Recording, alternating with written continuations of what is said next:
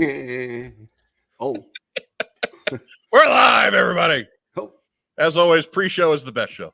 Best show. Welcome to What's on Joe Mind. It's Tuesday night. It's 9:05. It's time to get this thing going. We've got the HCC 788 T-shirt going tonight in honor of our missing comrade who is sadly out of town on some family business that is not pleasant. So our thoughts and well wishes go to Brian and Marianne and everybody involved. But hey, let's have some fun. We've been gone for a week, so we got a lot to talk about. We'll pick it up with you right after you listen to our kick-ass theme song.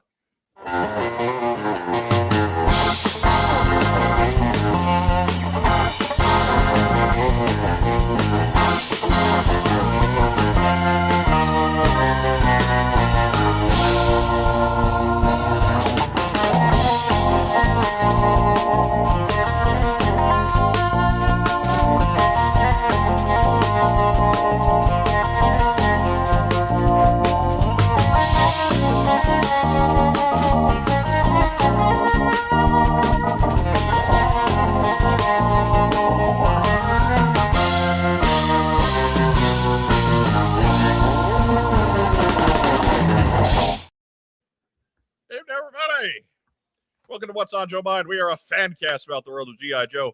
I'm your host, Mike Irizarry. As you can see, we've got our normal threesome going tonight. Everybody's got toys except me, or I guess everybody's playing with toys except me. I got too many toys here on the desk, but I got to hit buttons so I don't get to be cool and play with shit. But anyways, again, I'm Mike Irizarry. I'm your host tonight. Joining me here in the top row, as always, he is the former head of marketing for the GI Joe brand at Hasbro. Name me another show that gets this guy. It's the Hot Show, Mark Weber. That's right. And if you've never had a threesome before, let me give you a little guide. Hello. Going to be a little awkward. Might be good, might not, but either way, it's going to be a hell of a story. Right. Just always be aware of where your hands are. You'll be That's fine. Exactly right. Truer words. Never spoken. Oh my God. Oh, if these walls could talk. Anyway. That's right. And if they call you the 405, run. Right. Because you're going to get jammed. That is not how I wanted to work on our Californians. But out of the way. Check it right off, baby. Just right. Like that. Bam. Done. Yep. And in the bottom row, he is a man without a show for a little while longer. Our comic books expert, Racktime Rob. Hi. That's all you got? That's all I got. It's summertime. He's an educator. Yeah, I know. It's just I'm out of practice. You got nothing. Is Rob unwrapping Big League Chew? Because that's hard. No. It says bubblegum unwrapper. Yeah. I'm thinking more like the double bubble bazooka type. No. Bazooka gum kind of sucked. Yeah. Just saying. And you know, if it wasn't the forefront of American comedy for a generation, we really wouldn't remember it that fondly. Those comics are worse than the gum. I'll be honest with you. They really were. Now we're talking. We got Big League Chew if we need Big League Chew. So we're ready. We're prepared for this. We're all set for this. You just have was that one sitting there, or do you have a box of like 50 over there? It's the same one. I keep looking for an opportunity to open it on the show, and then it never comes, or I forget about it. I thought maybe you got like the Costco pack. No, I don't. You're like solid for a nuclear winter, just in case. Right? Just in case. Yeah. They're spitting all over the dugout pack.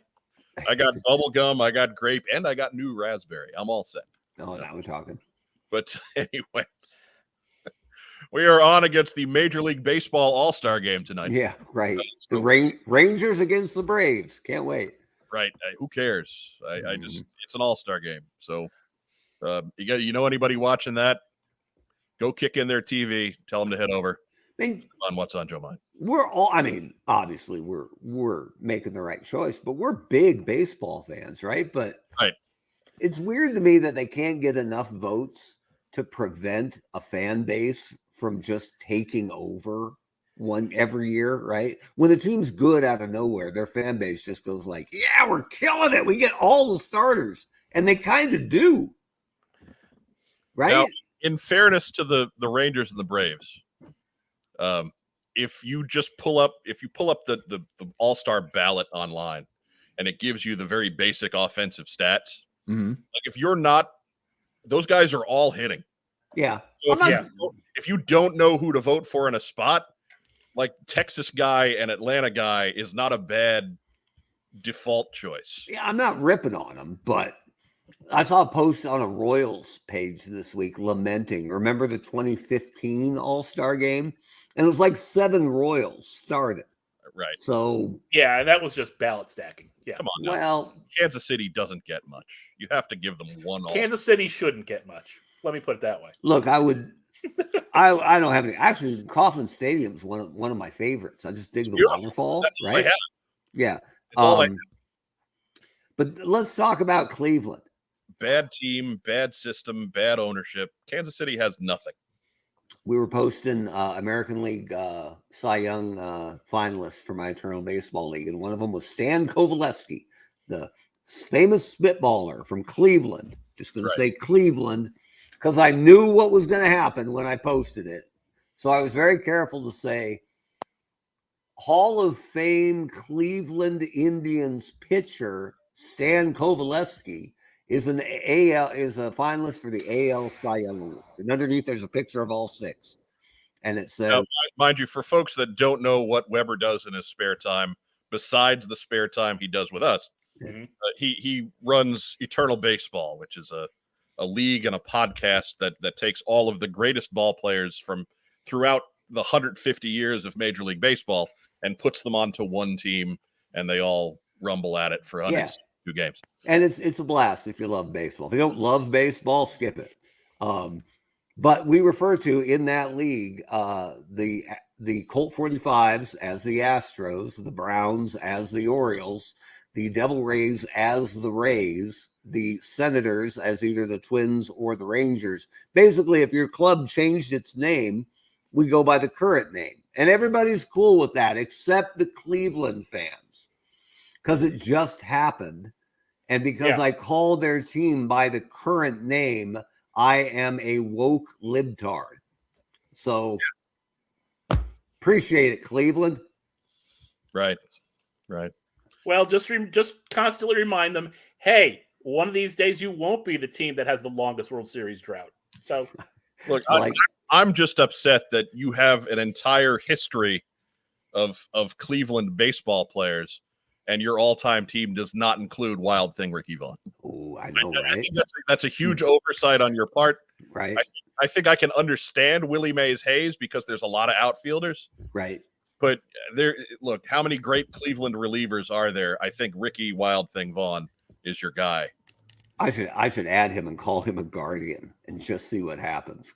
Oh yeah, Cleveland fan. Anyway, get superimpose that awful G logo right on there. Look, yeah, I'm all about moving off of that team name, right? I'm not criticizing that one bit. Mm-hmm. But you think you give an entire city's worth of fans the option to change it to something good, and you come up with Guardians? Yeah. You suck, and you deserve to lose, and you deserve to never make the World Series. But I get Indian fans who are like, they're only the Indians now and forever. And I'm like, so they were never the Naps or the Broncos? Yeah. Which they were.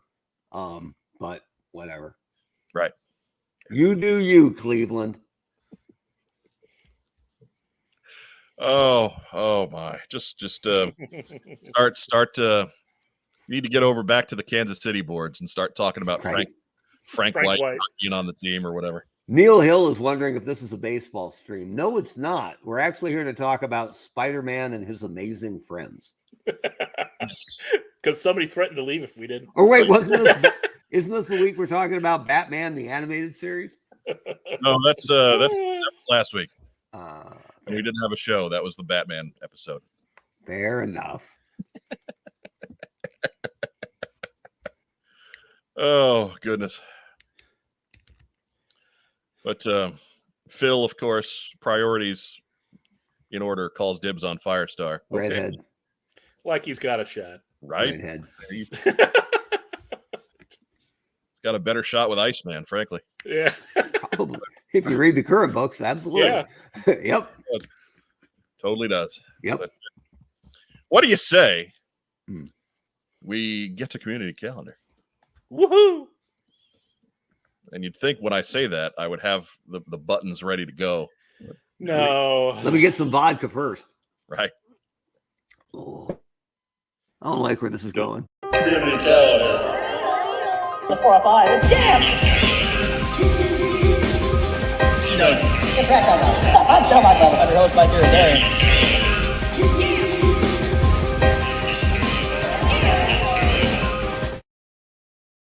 Hope to never experience that again. Well, that was something. Strange. Was that a sea nug or a tater tot? It was a C-Nug, man. That was a sea dog. Looked like a tater tot. It was Just in saying. the boot shape. Really? Looked like a tot. I have to look closer next time. It's what McDonald's calls the boot shape, anyway. Yeah. But yes, our good friend Absorb Vids with another opening that I found on the hard drive that I had misplaced. If you have an event for the community calendar, be sure to drop us a line at whatsonjoemind@gmail.com. If you have an opening for community calendar, we'll probably play that too. Yeah. All I know is we better get Joe back on the podcast soon because she's been replaced by her foot. Right. Right. If not a chicken nugget, then These people, chicken nuggets, one thing. I mean, that's a sea nug. Somewhere Rex Ryan is going, oh yeah. oh yeah. Look, That's just gonna attract the wrong element. click. And by that I just mean Rex Ryan. Yep. Right. Ah, damn it. Anyway. Anyhow, I got to refrain. Joe's been on maternity now for what, 7 weeks, 8 weeks. Mhm. Look, that button was going stale. It had been so long since we had hit it. I had to throw it in there. Anyways, a little event going on in a couple weekends. You may have heard of it.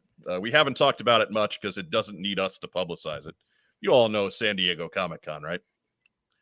So we've got kind of a combo community calendar news item going on with this, and that there were some GI Joe related panels announced for Comic-Con taking place July 19th through the 23rd.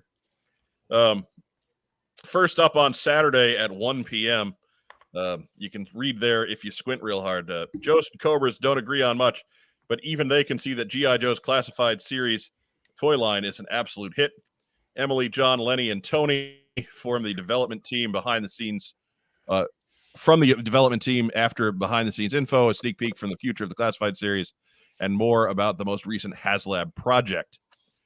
More news on that later. Make sure to attend because knowing is half the battle, and that is Saturday at 1 p.m. If you're lucky enough to be at Comic-Con on Saturday, go check that out. I'm sure we will all hear all of the normal talking heads flapping at us, breaking news. Yes. But Scott is confused. Comic-Con for convicts? Is this in a prison?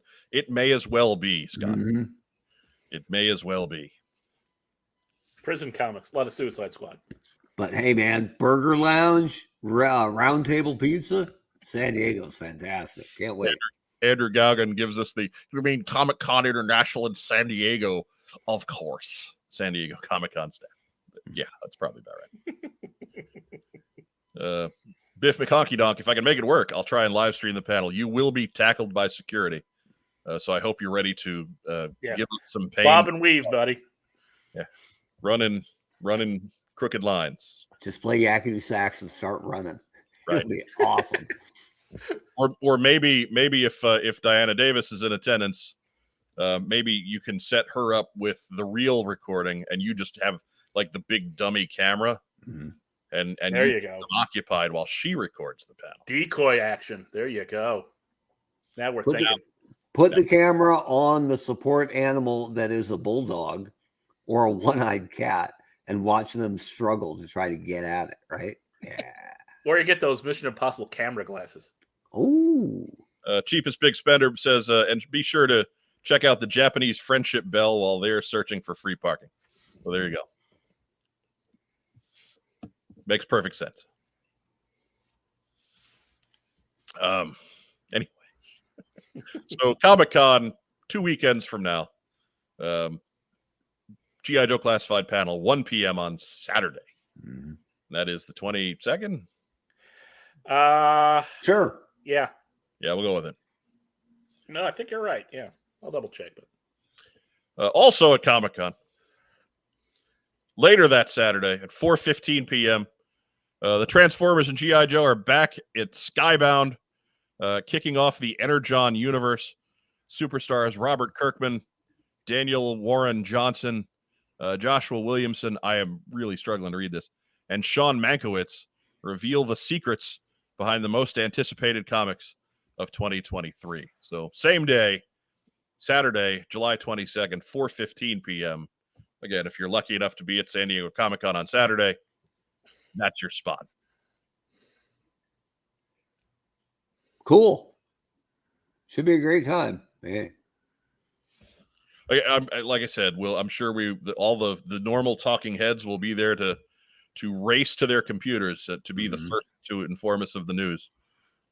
And some of them do great work. I don't want to make it sound like I'm against people breaking news, because Lord knows we've taken our turn breaking news. yeah. It's just the like that breakneck race to always be first. Guess what? and not provide any substance behind that is just frustrating to me. Only one of you was first. So, right. And nobody cares but you. Been to 4 Comic-Cons. Never been to a panel. Cool. Because I was a booth babe. I have to say you were working. You never went as a Yep. fan. You were there working. That was one of the coolest things about the first JoeCon I went to post Hasbro, was I got to go to lots of panels and do things. And normally I was just the booth guy. So Diana Davis checking in with the talking point that I had on this one. I'm confused as to why they don't mention a real American hero in that panel. And truthfully, I get that. I don't think there's anything necessarily sinister behind that. I think that bringing a real American hero in might just they might not have enough time to get through both what they want to talk about with Energon Universe and Real American Hero. Oh, I thought you were talking about the classified panel. And I was going to be like, yeah, because they don't make that shit anymore. Right. Yeah. They got rid. Yeah, because they're done. They gone. They are hands off. We're going to get a couple of Dreadnoks with a Transformer, and then we're done. We're out. They gone. They gone. So, but Andrew Galgan, and when you work the booth, you can never leave. That's exactly right. One of my fondest memories working the booth was Daryl coming, literally skipping back with a cobra bug in his hands. He was so jacked up about it. And I'm like, Daryl, I know you have at least one. And he's like, oh yeah, a couple loose and a couple mint and the Chinese version and the one from the moon. And because Daryl has everything. But it was one of the things that I really liked about Daryl, was that he still got excited over that, right? So why did he buy it, kids, if he had 5 more? Because it was really a really good one. A really good one, and I got a really good price, he said. Yeah. And I looked at him because I knew he had a panel to go to, or dinner with the 12, the old school GI Joe guys or something. I said, Daryl, where are you going to put that? Because the bug is sizable, right? Yeah. Hard to get home. It's in good shape now. It's the size of a small appliance, yeah. And it was like I hit him in the face with a shovel. Where are you going to put that? And he's like, I'll just tuck it in the bottom shelf of the display, the Hasbro display. And I'm like, and you think we'll get asked about that at all? This is back when we were making 4-inch tall Joes. Wasn't that in Colorado? He put it down there and tried to obscure it with like a sign or some cardboard or something. And whenever a fan would come up, once it got slower, a fan would come up and I go, hey, how you doing? I'm Mark. We're not making a bug. When Daryl was gone, I would steal his chair at that particular con. There were a number of folks who came up to me asking what I did for the line. And I said, mostly drag it down. Yeah. Just say marketing. I'm just here stealing a chair because I'm lazy. Yeah. And chairs are hard promotion, to come by, man. Ooh. Right. But yeah, so But yeah, so I don't think Real American Hero is missing for any nefarious reasons. I think it's just one of those where it's an established thing. Like they know what everybody out there who's interested in it knows what they're selling, and so they don't necessarily want to put a panel behind it. Panel space is tough to come by and expensive, so I can forgive it this time just because there's newer stuff going on. Anyways, next up. Oh wait, No. Also that week, if you're not going to be in San Diego, well, by all means, you need to be in Butler, Pennsylvania, with special host Matt Rubin at the Butler Area Toy Show. And that's right, that's a Cabbage Patch Doll bat in the logo there. I thought it was the toy soldier from KB logo. Whatever. Butler Area Toy Show, of course, BATS, BATS. So it's the toy store in the mall, in the Clearview Mall, Butler, PA, July 22nd. That is Saturday from 11 to 4. $10 early bird gets you in the door an hour earlier. And parking is free because it's a mall. It's a mall, right? Good deal. Maybe that mall has like cool, sheltered parking garage parking that you pay for, but there's plenty of free parking. Again, it's a mall. Nobody goes there anymore. So lots of free parking.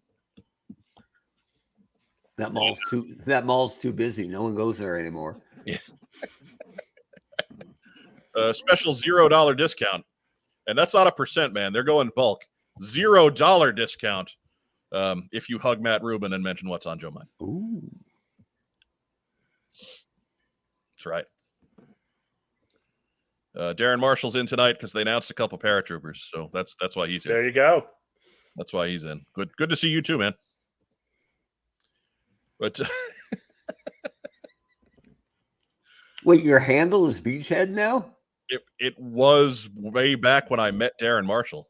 I'm just saying, it's just one of those things where people start to look like their dogs eventually. No, he's a message board guy, so that's how far back I've known him. Was your handle Beachhead? Yeah, in most places. Just Beachhead. That's it. Yeah. All right. Matt Rubin says, not knocking the show, but that mall is pretty empty to host a toy show. They all are. That's why there's plenty of parking. Yeah. Loads of toy show. Loads of free parking. Oh, Darren Marshall dropping the Joe Sightings reference. I was on Joe Sightings all the time. I didn't post, but it saved me trips. I was one of the admins there. Right? I would have got banned. We will ironically talk about Joe Sightings later this episode. Oh, yeah. Diana Davis says, if SAG-AFTRA strikes, panel space may open up. Well, good point. Hope springs eternal. Hey, if they offer them as nonsensical of a terrible deal as they did the writers, get ready for panel space to open up. I'm just looking forward to the Joe Sightings discussion in our special news segment called Alta Vista Geocities, sponsored by Netscape Navigator. You stop that. It's going to be awesome. You stop that. It's going to be cool. Knock that off. Geocities? The intro has the dial-up sound. It's going to be fantastic. Geocities, is that headquartered in Metrocity? You are killing me. Darren says he does military research for the classified brand now. So there you go. All right. Yes, started in Wave 2. Right. Well, Wave 2 was gung-ho, so maybe Wave 3. Ooh, yeah. Wave 3, yeah. Good on you. Yeah. Appreciate it. I'm glad. Hey, that's awesome. Absolutely. That's fantastic. Glad you found a way to be involved. I mean, it probably pays better than what we're doing. But speaking of which, of course, be sure to visit the coffee link down below in the comments. We got 13 of you now. We got the Dirty Baker's Dozen. All right. Yeah.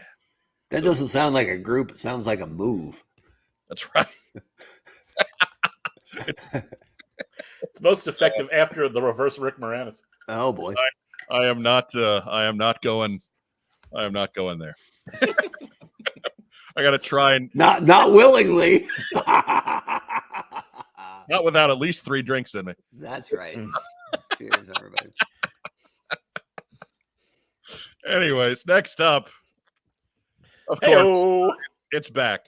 It's the Kentuckiana GI Joe Toy Expo, July 29th in Shepherdsville, Kentucky, at the Paraquet Springs Conference Center.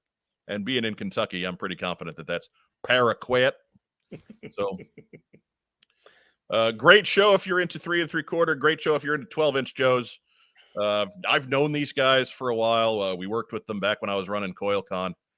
So a great show, great dealer room. 10 to 4, $8 gets you in the door. Early bird gets you in at 9 for 15.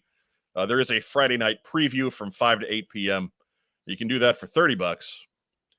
And of course, plenty of free parking, as this is a quality GI Joe show.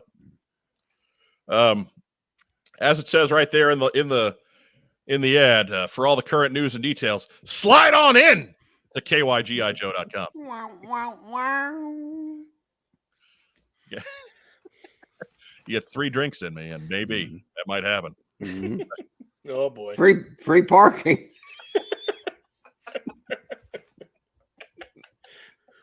Oh, What is this, double entendre night? Awesome. Yes, it is. well, I mean, anytime you get KYGI Joe on the docket,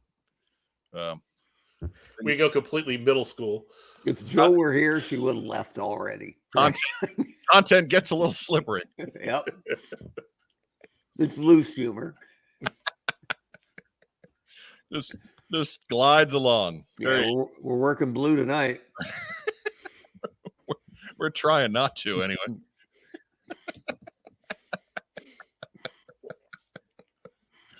Oh, People out there wondering if 2 weeks was long enough for us. this is going to be the punchy show. This is already the punchy show. What are you? Oh yeah. This future tense. Scott asks, is the parking bad normally? No, but all good shows have free parking. Mm-hmm.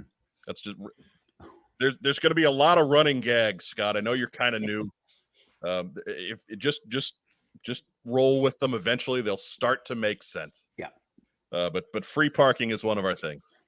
Also, if there's a statue of a stand-up comic outside the Paraquet Springs Conference Center, please somebody let us know. Report back.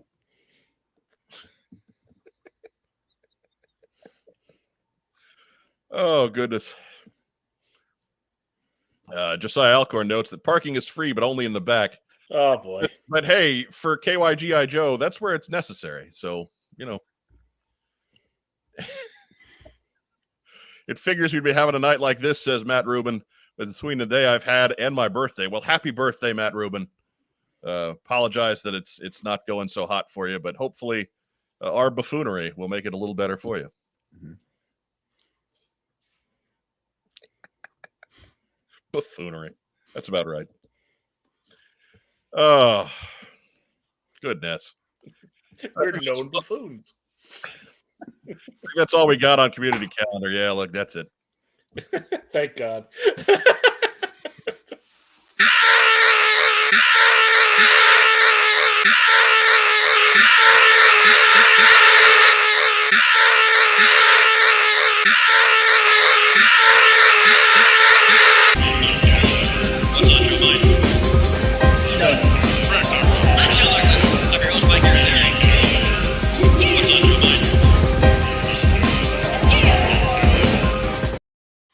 That was rough.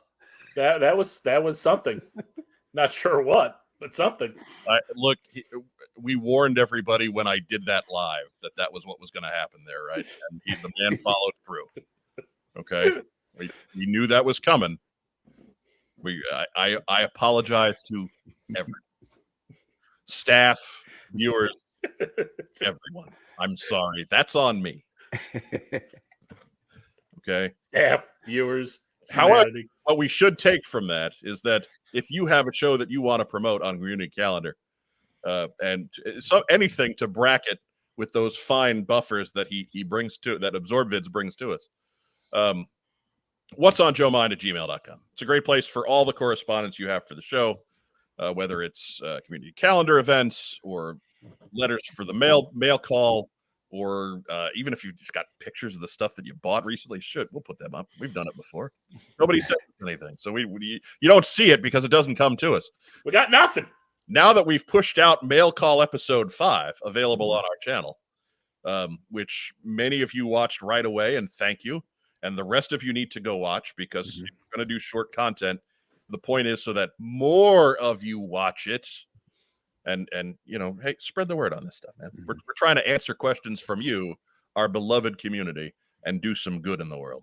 So I like that the creator of the outro, our pal AbsorbVids, apologized in the comments for the thing he created and we used, right? Look, man, again, that's not your fault, man. That's on me. And I kind of dared you when it happened. So that's on me. That's not on you. That was like a full-blown Muppet freakout right there. Right? Not your fault, Mr. Oppenheimer. No, I tell you, man, you're an artist. You keep doing what you do. Just that you are showing society to itself. I want you to keep that up. I wanted to be one of those Sesame Street Martians who sticks their bottom lip up as a shield. Paul Knapp will be in Kentucky on the 29th. He hopes to meet everyone there. Okay. Right. Nomad's Wandering has it correct. I am not the one to apologize. It's my fault. I am apologizing to the rest of you. That is on me. That is on me. Just sorry, I'm going through the comments a little bit. But that was terrifying, and that's kind of why I love it. That was hard to listen. Like Kermit the Frog on a hot plate. Hi-ho. Oh, it is fantastic. So it's at that point there's not much else to do. We'll move on to the news.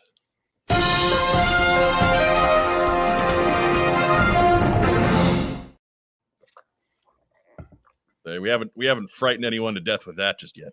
Hello, newsman. First news item. Do. Going on now on Kickstarter. You can join the Navy with heavy armor toys in the Navy. Join your fellow man. Right. Protect the motherland. Funding through July 22nd at 11 p.m. This one's well on its way. It's got a low funding goal. It only requires $21,000. It's over 2/3 of the way there. And with over a week to go still, let me give you an exact date on this. Let me pull it. I've got it pulled up. Come on, screen. Come on.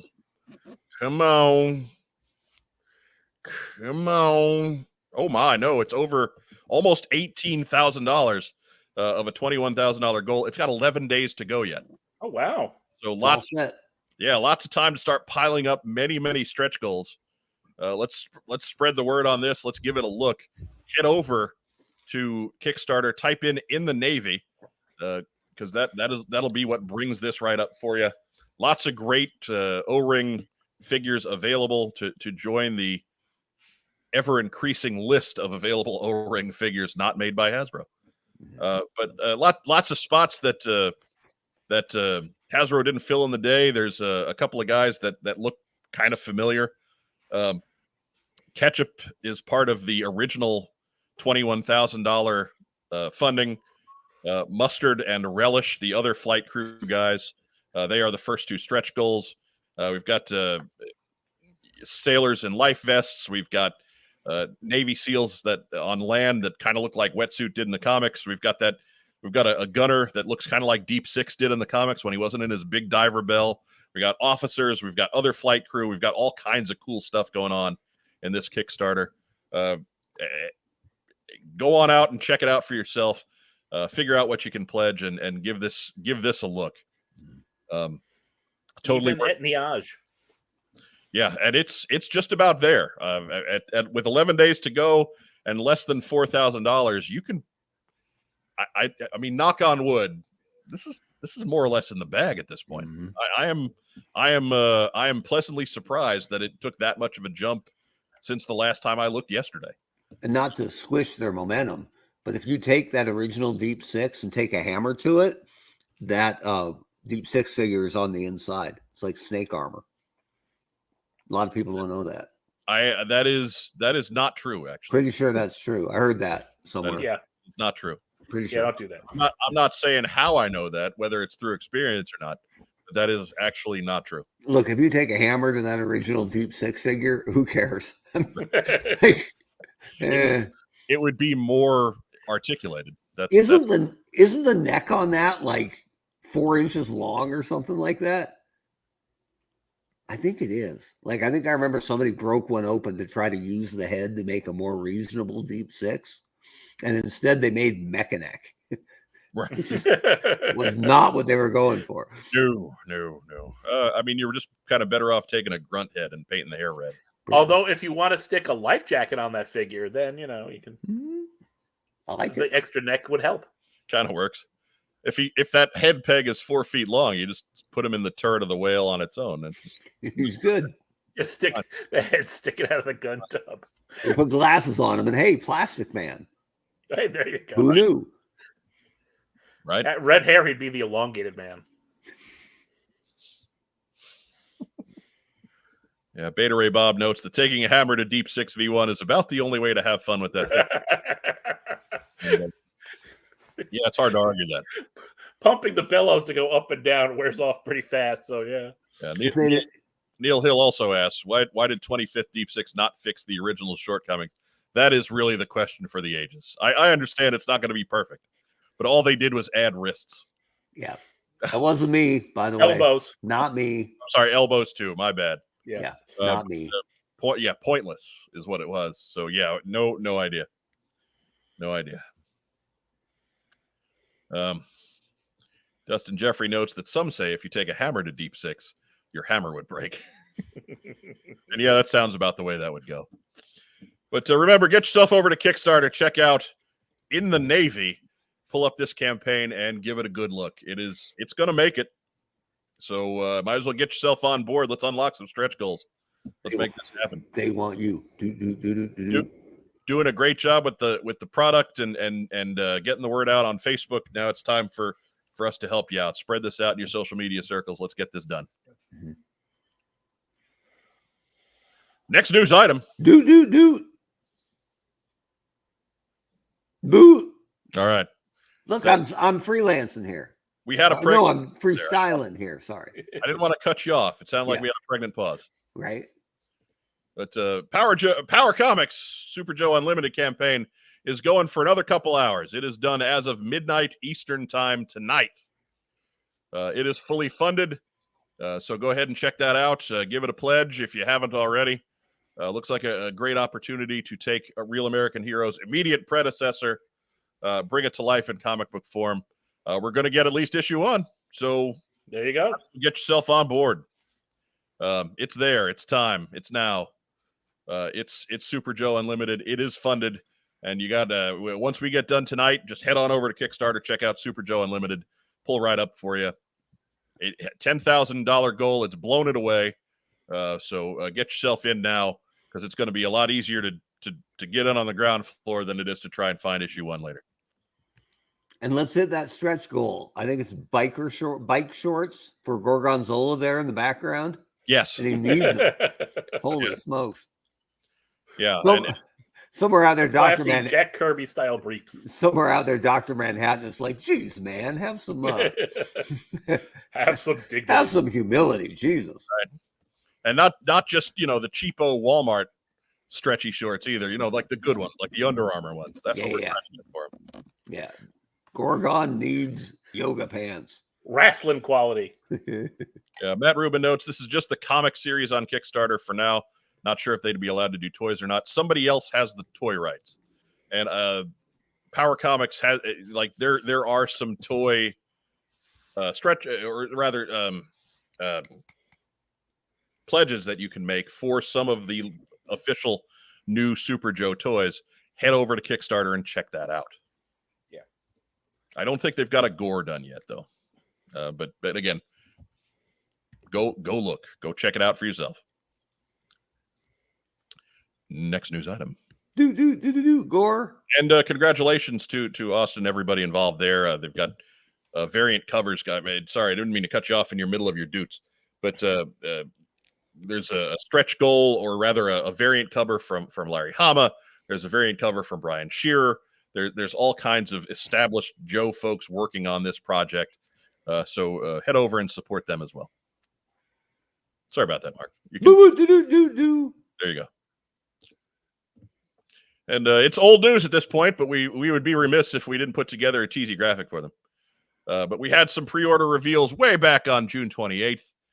We got to see the Crimson Viper. We got to see the redone Firefly with his robot sidekick Herbie. And we got to see the Amazon exclusive Nunchuck. He is only available through Amazon and selected fan channels. Big Bad Toy Store and Entertainment Earth and so and so. These are available now. I don't think any of them are available on the Pulse anymore, but you should be able to get them in their normal, natural homes without too much difficulty. Even the Crimson Viper. Mark Weber, you in on any of these? All of them. All of them. I think I only bought one Crimson Viper though. I'm starting to get a little because normally I'll get 3 of any troop builder, but I'm starting to get a little more judicious in the depth. But yeah, I'm trying to get 1 of everything. Right. There's a little bit of Viper fatigue going on. After the Python guy and then this guy right on top of him. So I get that. And even though Firefly looks a little thin in the crotch compared to his predecessor, Ew.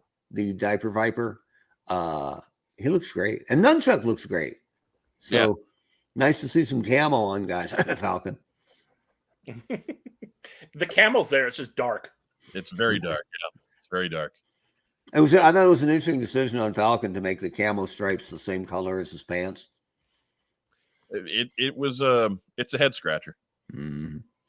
But there is Nunchuck, and for what Nunchuck is, which is kind of a goob, it's a good figure. Good figure. I mean, I don't care about Nunchuck one way or the other. I ordered one just because whatever. I'm kind of a whore, and they've got me at this point. But they were pretty painless. I think I got mine from Big Bad. I usually do if they're available. Free plug, just saying, because they don't pay me anything. Right. They used to sponsor the show back in the day. Come on. I'll talk to Joel. Right. He sends us those personal emails every week. Mm-hmm. Just like Tom used to on MySpace. Right. I actually defriended Tom. I think everyone did eventually, right? Oh, right, well, I mean, Tom got what, $500 million for that, so I'm not that upset about it. But yeah. But just no offense to Tom. I didn't know Tom. Yeah, get out of here, Tom. Get out of here. Go on, Tom. Go on with yourself. I appreciate what you're going for, but I have friends.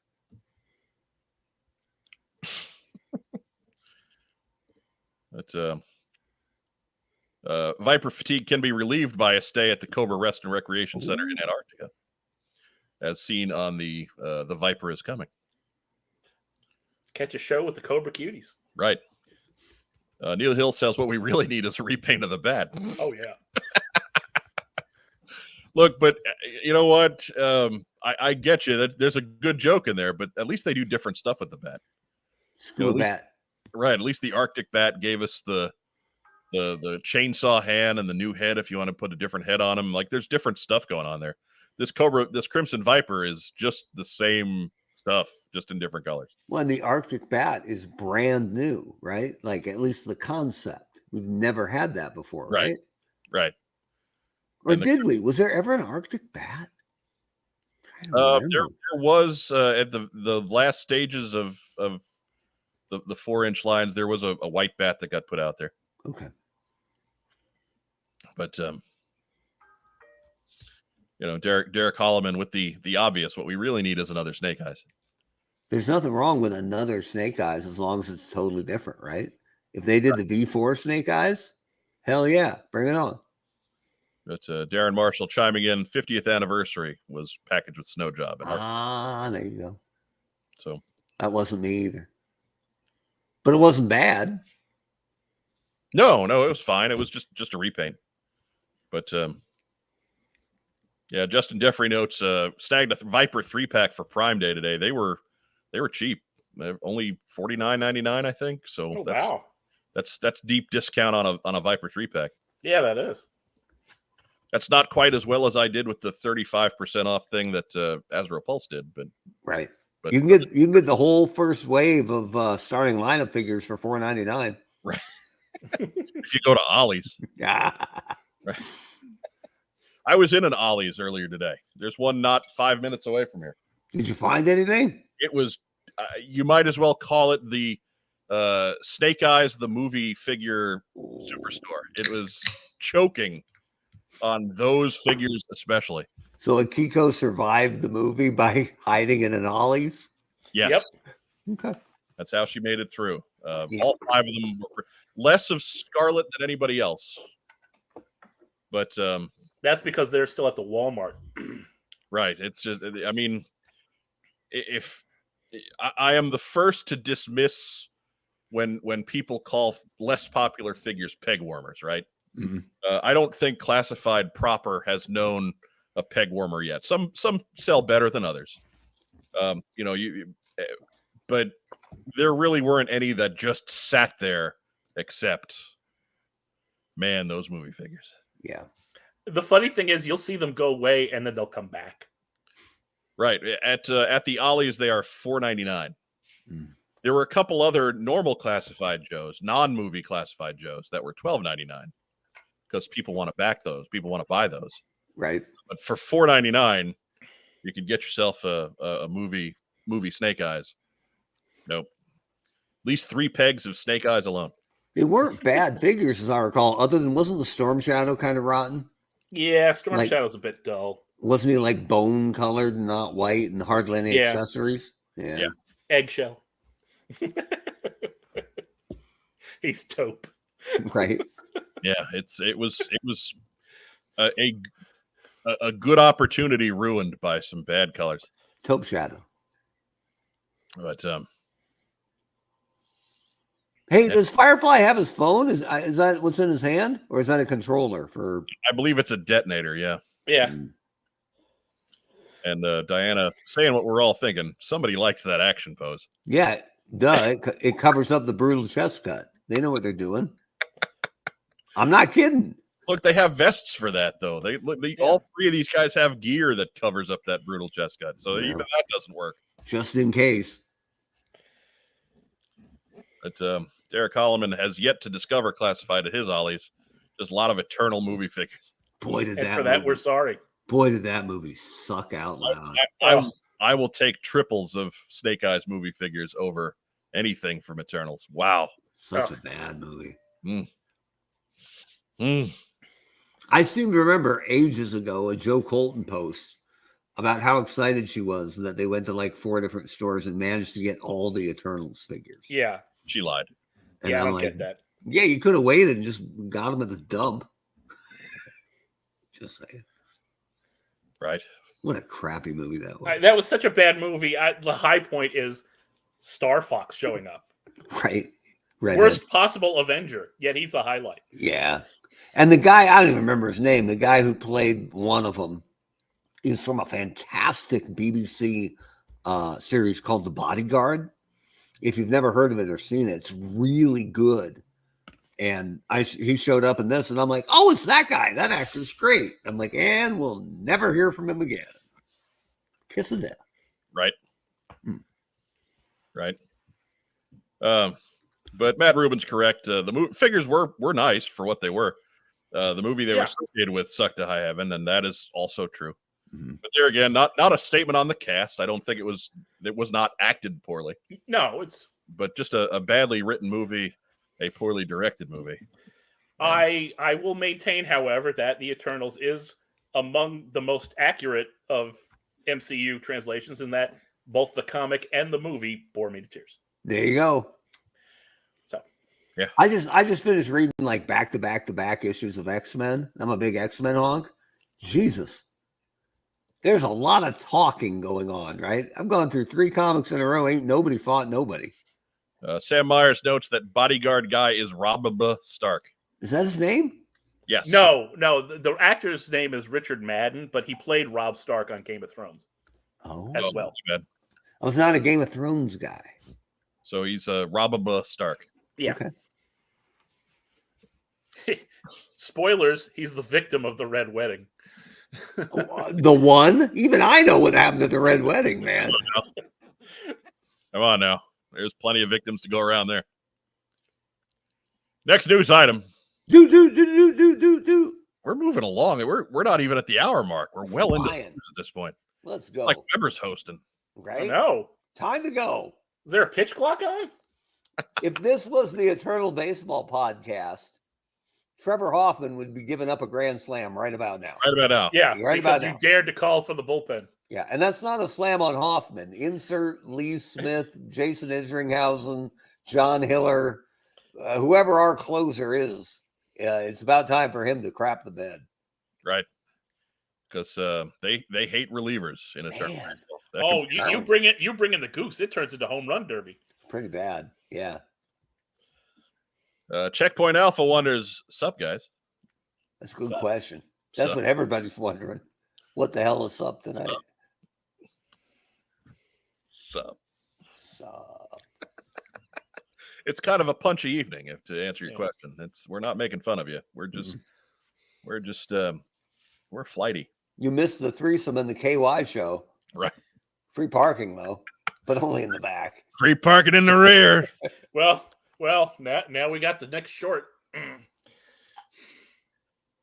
Yeah, nobody looks at them either. Why don't you go to our channel, look at our shorts.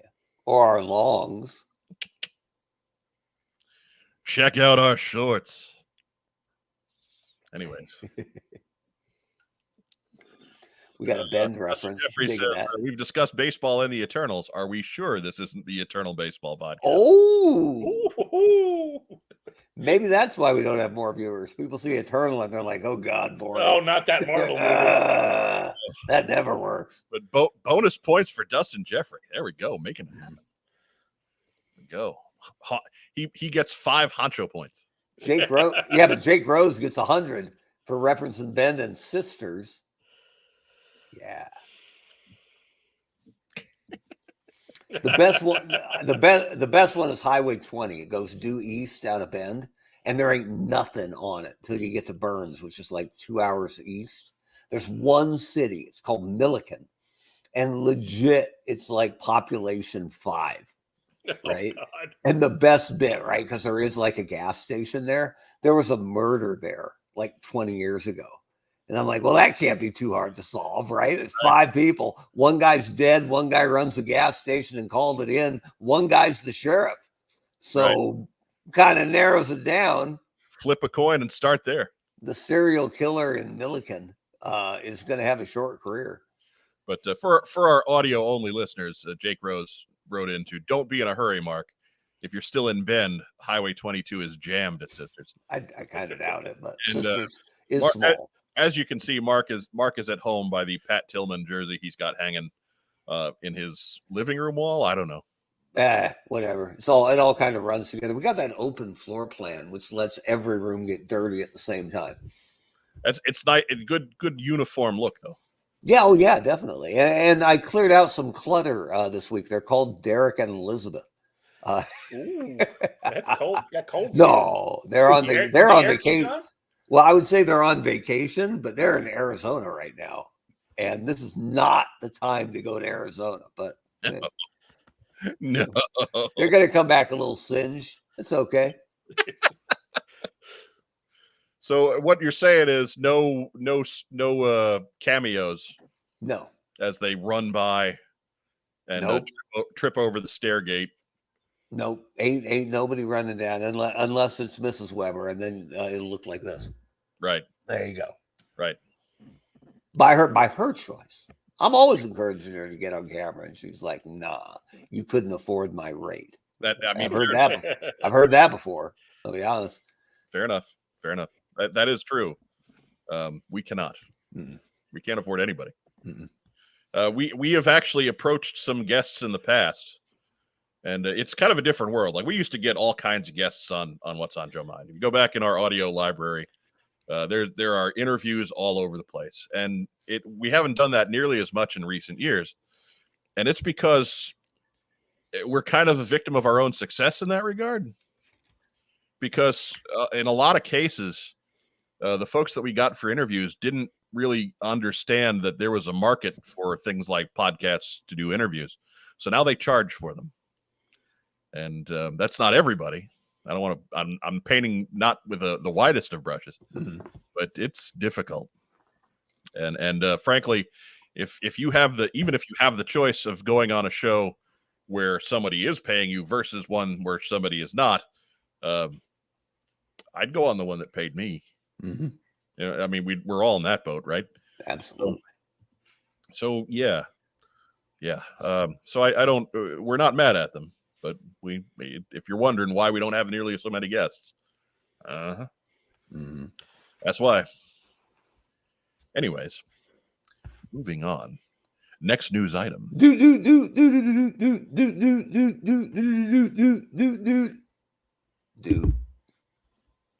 Joe Colton can't come back soon enough. I know, right? I'm trying.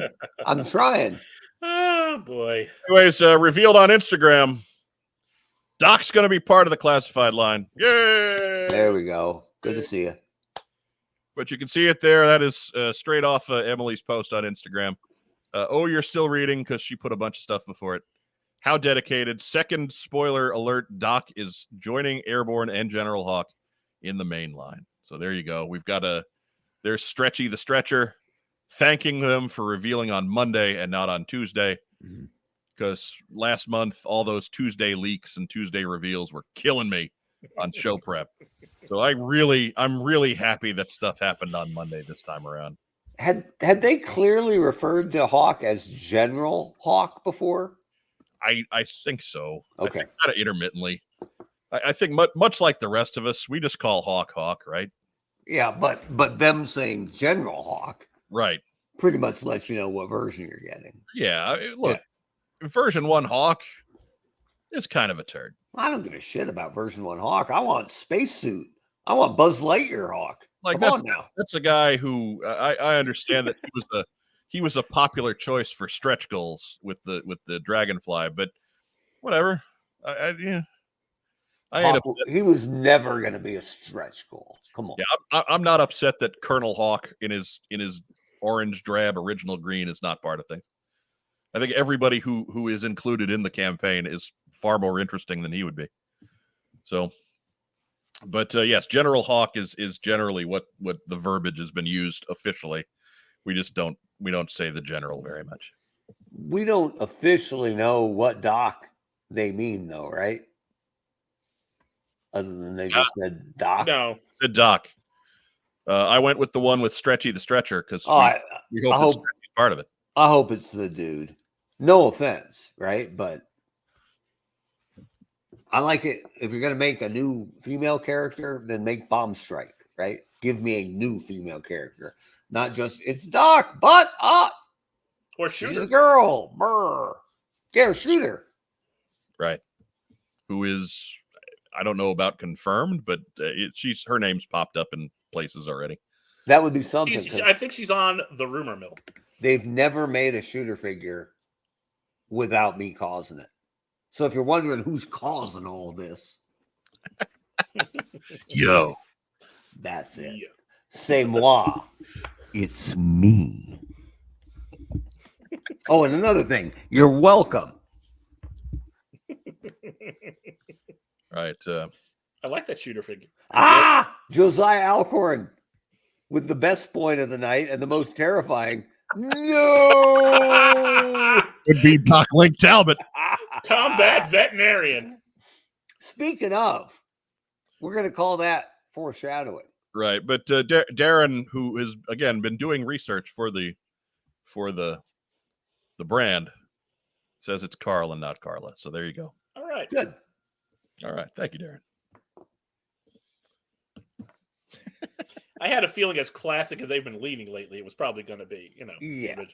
Right. Yeah. I don't have any of that, the rumor stuff or the confirms. I don't have it in front of me. So bear with me if I screw that stuff up as the night goes on. Try not to explode, live chat. Try not to. I do pay attention to this, but I got a show to run. That's right. Anyways. So Doc. Yay, Doc. Next news item. Doo-doo. That brings us up to our weekly Hasbro Pulse HasLab Dragonfly discussion. It is funding through the 17th, so this is the last episode of the show we're going to get in before this sucker closes up. We got 6 days left. We will be coming in hot next week, right as it ends, to talk about the aftermath. But that is still available if you got $275 plus tax and shipping if you're not a Pulse Premium member, and you got some space to free up before next summer. Maybe a Dragonfly is for you. Almost 16,000 of you have decided that, yes, a Dragonfly is for me. As we go on, that will unlock Glenda as the second stretch goal. And that means that, also on Monday, revealed was that Night Force Crazy Legs is the third stretch goal for this Dragonfly campaign. And you know what? That's a bit of a left field reveal there, but I'm happy with it. What about you, the honcho Mark Webber? I mean, it just occurred to me that he was Dave Thomas, right? Doesn't come with a cheeseburger or anything, or 20 years of bad commercials. But you leave Dave Thomas alone. I leave his cologne. Leave him alone. I wouldn't wear his cologne. Hey, Wendy's has not been the same since he's gone. Pretty sure he used just some kind of sauce back there, probably. But look, man, Wendy's burger grease is the best kind of burger grease to smell like. I suppose that's fair. I don't have any problem with this. I definitely prefer Night Force Crazy Legs to regular Crazy Legs. Yeah. Because it looks like you wouldn't get shot out of the sky at dead midnight. Like, what the hell is that? Bam! Part of the Up With People parachute show. Right? And I like that he's not just, it doesn't, at least from the image here, it doesn't look like he's just ripcord with different web gear, right? So, okay, cool. We kind of already are getting a Night Force parachute guy, but okay. Hey, let's have to. Dude, if I get him, because the idea of a paratrooper jumping out of a helicopter is knuck and futz, I'm going to put Crazy Legs and Ripcord flying the Dragonfly. Right. And then at some point, they're just like, smell you later. And they're like, already injected, bitch. Hey, it looks like there's foot peds on the skids. They could jump off of those. Right, That makes sense. I'm sure those big spinning sharp blades aren't going to do anything to the high altitude, low opening gear. It's going to open low, I guarantee you. Again, we do have to bow to Darren Marshall's expertise, as he was a paratrooper. That's true. He did jump out of Shinux, so there you go. I can vouch for this man's military experience. That's the one with the big like garage doors on the side, right? Sure, why not? Not like the canopy that opens into the rotor blades. No. Okay. No, Chinooks are like troop carrier, cargo carrier. Yeah. They could just kind of hang out on the skid. Look, just fall off. Look, I ain't gonna mansplain paratrooping to a guy who actually did it, right? But I'm willing to bet, correct me if I'm wrong, Darren. Did you ever jump out of a Cobra helicopter? Not Cobra as in Hail Cobra, but Cobra as in the Cobra copter that the Dragonfly is based on. I'm willing to bet only one paratrooper ever attempted that. Diana Davis asks, so Doc, Crazy Legs, and Quick Kick, shall we hope for sneak peek and create Killed in Action Force? Oh. Yeah, we got Breaker already. You know what that means? Saw Viper confirmed. Battle Force 2000 coming soon. Right. I think that's just what you just get a bunch of caskets from one of those McFarlane monster lines. That's a good call. Next HasLab mobile battle bunker. Man, I would have been your hookup. Back in the day. Go, Sean Russell. Tinfoil hat time here. Do you guys think another figure was slotted here and this is a pivot? I'm asking because the others are digital renders and Crazy Legs is a drawing. No, I think this was their plan. Yeah.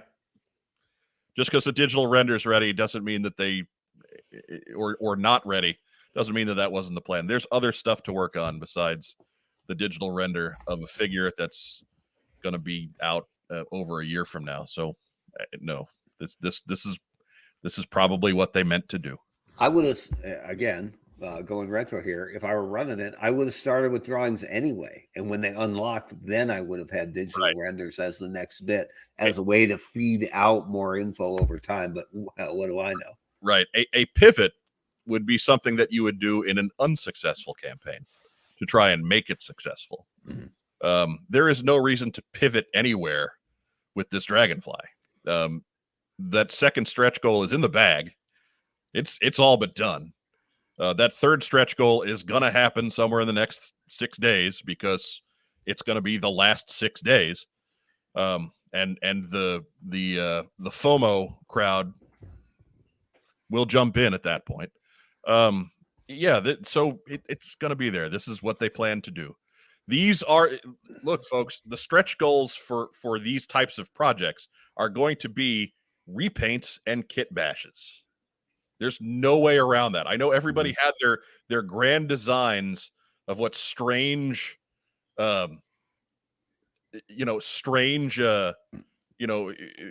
wish lists, but no, that's not how this works, guys. It's not how this goes. They have to plan this stuff out way in advance.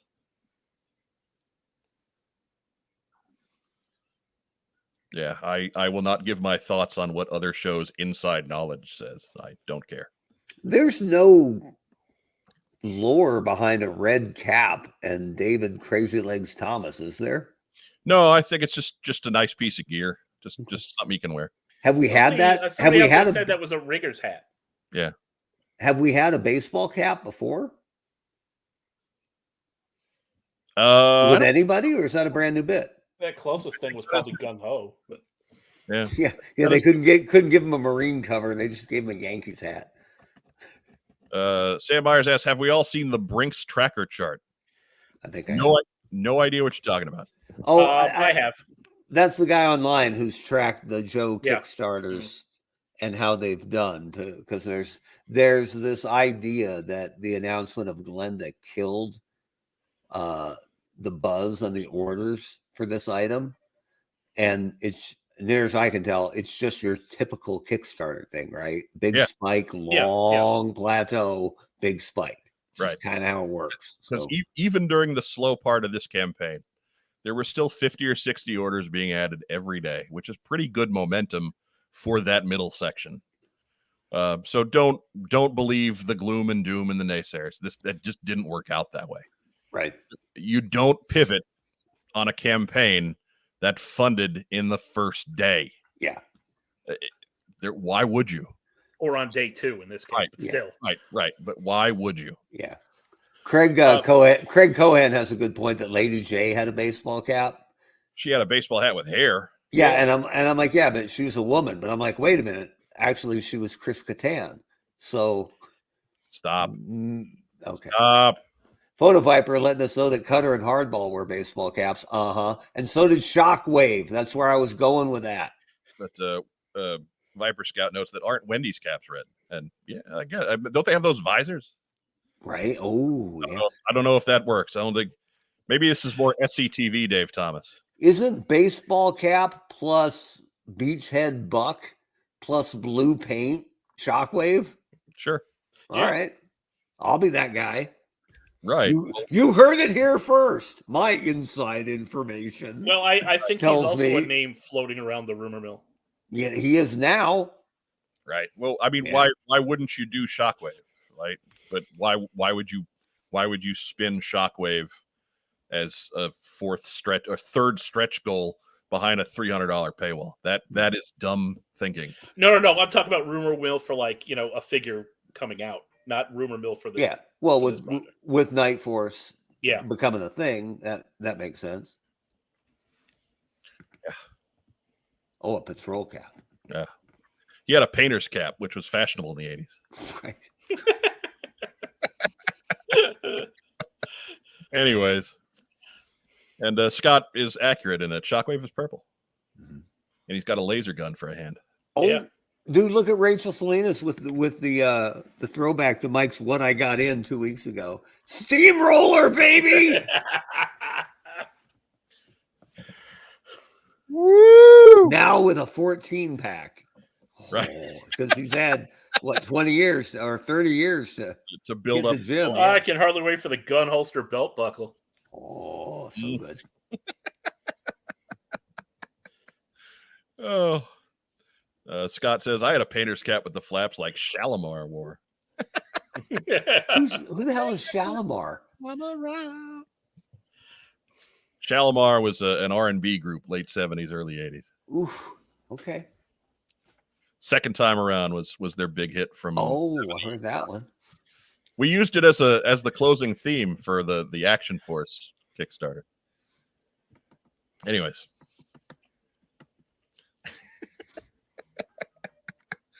Oh, Craig Cohan asks, I wonder why they're putting out the special teams before the originals. I think it's just an opportunity situation. You know, it seems to be the pattern. You got a better guarantee of getting 2 bites of the apple that way. Yeah, Right. It's like Thundercracker before Starscream. Right. I got no problem with that. They did it with Bazooka. They did it with Recondo. It's happened. Outback. Right. Well, I mean, it happened in this Kickstarter, or rather crowdfunding thing with Ripcord. So yeah, it's all right. No biggie. No big. So long as they get there, I guess. Mm-hmm. But you know, anyhow. So that's what we got. We're down to the nitty gritty on the Dragonfly. So get yourself over to Hasbro Pulse. Check it out if you haven't already. Give it a pledge if you can. It's a big ask. I know it's a lot of money and a lot of space. But unless it's a money thing, and if it is, I totally get it. Why would you wait? If you know you're going to buy it, why would you wait? Because you can pledge and cancel. Right. I usually wait on these things because I just don't like I'll forget where I put it card wise. So I just like having it fresh in my head. All right. So that's why I usually go later as opposed to earlier on bigger purchases. Like if it's a small one, whatever, I'll just get it.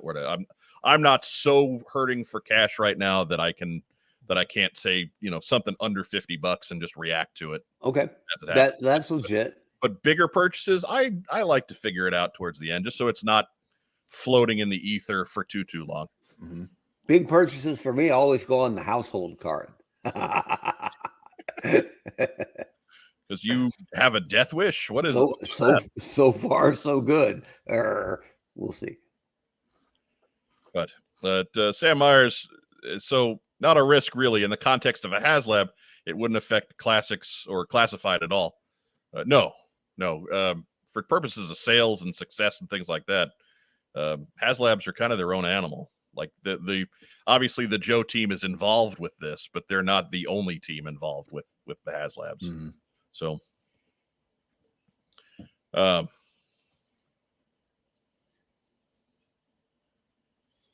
yeah, everybody who's commenting in the live chat, I know that there's other fail safes involved, but they want to help. They want to help you. I get it, but it's my money, and I need to feel what tiny amount of control I have over it the way I need to feel that. That's how it's going to work out. Mm-hmm. I'm not used to having spending money. It's been a long adulthood. Right? Folding money. I understand. I'm not criticizing the value that we're getting at $274.99. I'm just saying that I still have a little bit of a flinch reaction when that sort of thing comes up. I can't just throw that at something. I gotta take my time, do some breathing exercises, and then I can go forward. There's no wrong way to do it. And as Cornelius McKillicuddy notes, I wait because I'm a narcissist who wants to be able to claim that my pledge unlocked the tier. That's the dream. Come on, lucky number 7. Right. Come on, 19,000. Like being the millionth shopper, the balloons will fall down, and it's going to be amazing. Hey, that happened to our grandmother. Oh yeah. Although in the reverse, she was the first person to walk into a new store. Okay. She was customer 1. Yeah, she was the first customer at our local Kroger. Nice. Which we still shop at today. Kroger damn near killed her. It was so funny. She got to be in the 4th of July parade. She was throwing candy at kids. She loved it. Yeah. Time of her life.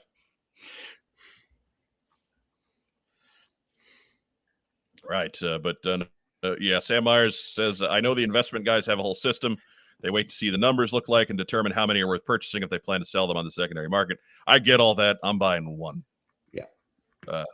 And you know, I really wasn't sure. I needed to make sure that I had that money set aside. I like to take my time. They give us a month plus No big deal. And I have no idea because I never worked in the HasLab era, but I really wonder what % of overall sales are speculators, right? Are investors who believe it's going to be worth more inside a year, and who knows, maybe a ton in a decade by comparison. But like it, and that really is it. It is all just speculation because who knows how collectible this is all going to be 5 years from now, 10 years, sure. Yep. 15 years from now. So I'm counting on Slaughter's Marauders Barbecue, putting Derek through college. So right, because there won't be but 6 or 8 of those out in the free world. So you Absolutely. will have a mint in package collector's item. Yeah, if you have one, break it open, kiddos, because unless you got one sent to you that is actually secretly like a 90s X-Men Jubilee with no accessory. Right. Dude, I saw a guy opened up his shipwreck and it had the beard was painted, but not the mustache. It was terrifying. Wow. And I'm like, I wonder how many time bombs are out there inside the sealed box packaging era. And that we're not going to find out for a long, long time. Right. Because you're either, I guess I'm a bit of an aberration. Most people are either openers or they aren't. I'm an opener, but I haven't had a display area in 20 years, right? So a lot of my stuff is sealed just because, right? It's not the way I want it, but I may get to some of these classified figures, 15 years from now and be like, hey, what the? Luckily, I'm not buying from straight retail because you never know what got returned to Walmart, right? And there's a lot of dirt bags in not Joe specific, just in the collecting hobby. Right. And they pretty much got their fondest wish for about a year, right? Free toys. All you got to do is put back in your headless John Cena and you're off to the races. So hey, the head is there. You just can't see it. Yeah. Don't get us demonetized. Michael Gene Fleming says, if it unlocks all the tiers and gets more of these made for future collectors to be able to obtain in 20 years, let them speculate. Fair enough. I don't have any problem with it. No, buy whatever you want for whatever reason you want. That's what it's there for. Speculators are taking the risk, and it's them buying 5 or 10 through different email accounts if they want to doesn't affect what you're going to buy at all. Nope. So cool. If they're helping unlock stretch goals, they get you an extra figure for no charge. Right. It's like people who tune in to Hate Watch. Right. We don't care. +1. Yep. Speculate away. Hate Watch away. Mm-hmm. If you're just watching us to come up with content for your crappy podcast, I get it. Your podcast sucks.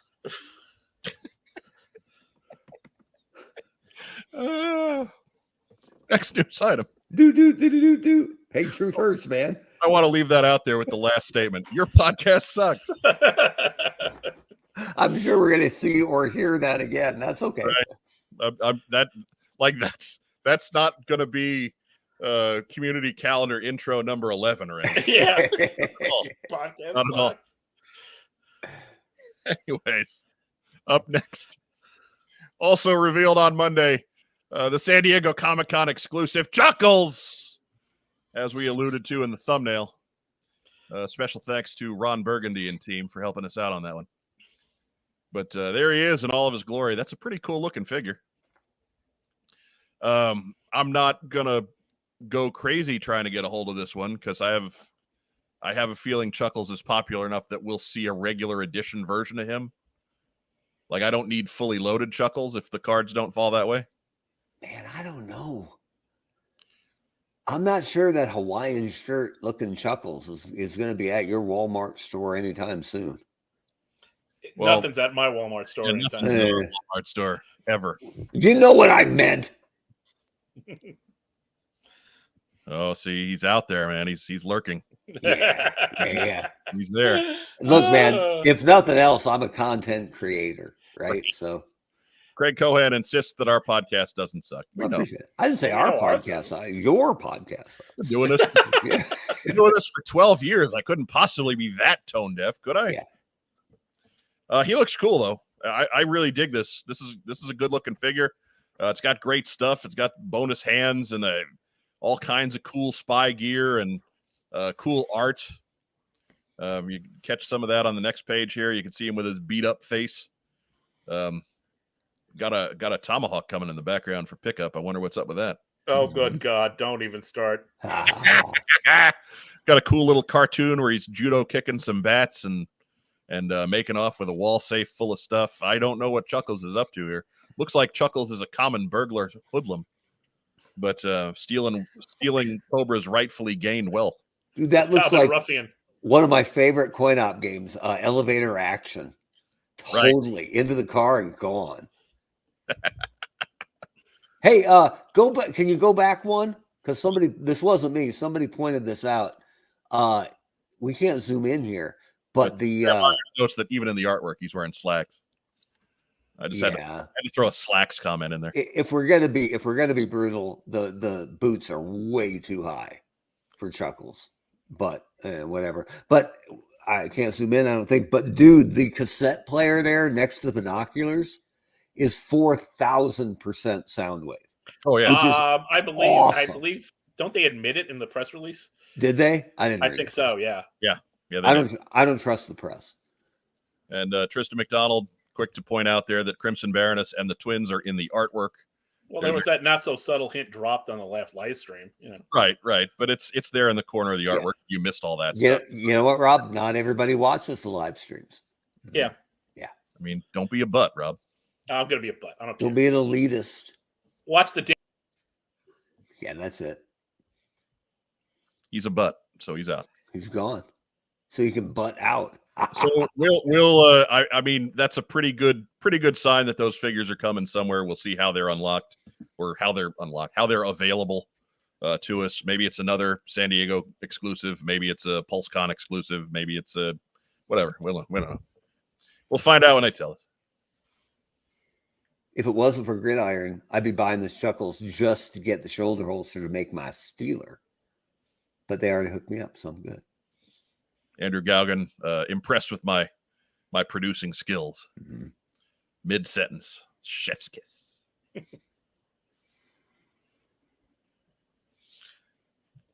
Matt Rubin says, I'm not a butt, I'm an ass. Totally different. Nah, not really. You're a butt. Andrew Gaugan says, what do we think the retail price will be?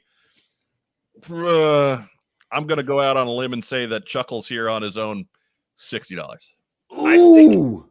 I think they said it was. I think they listed in the press release again. I thought it was like $41.99 or something. So I don't know. I didn't look at the press release to great detail. I just skimmed it for its images and put it up.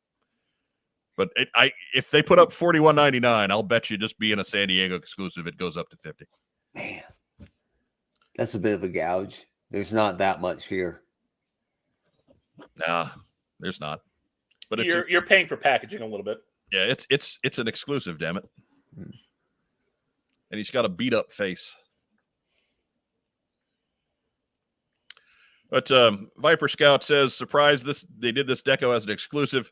Should have left this for the main line and done white with pink movie look as the exclusive. I don't know. I'm okay with it. I think the mainline Chuckles, and I really do think there's going to be a mainline Chuckles. I think it's just going to have less stuff. You might get a couple little cool spy add-ons, but I don't think it's going to be as much as this guy. Like, you don't get the bonus head, you won't get the extra hands. You might get the briefcase, but that'd be about it.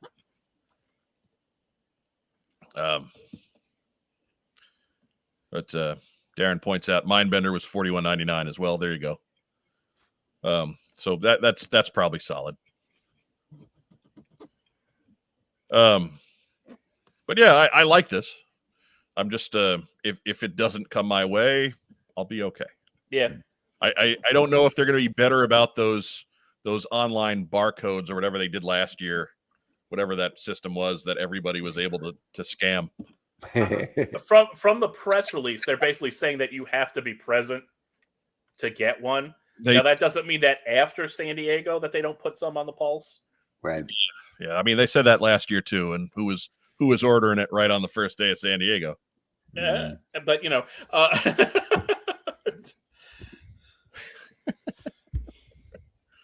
But yeah, I'm okay with this. I have a feeling that mainline Chuckles will be there. He's a pretty popular character. They're not going to just stick him in an exclusive, even though it is a reasonably accessible exclusive. I don't think they're gonna do that. But much like Zartan last year with this, we got cool Zartan with lots of bonus and changing color ability last year. So I think this will be more along those lines. Mark Weber, you in on this one? Yeah, if I can find them easy, yeah, absolutely. I'm in on everything if I can, but Rock time, Rob. Yeah, like I said, depending on the degree of difficulty, sure. I mean, you are a renowned Chuckles hater through the years. Ooh, I didn't know that. He is. I have to say he's grown on me a little bit more with the comics, but I wasn't a Chuckles fan at all. Until... I mean, not the original Marvel run, because he was just kind of like, hey, yeah, all right, but yeah, but last laugh. I mean, like I said, the Cobra series, and Larry's used him better in the IDW run of Real American Hero.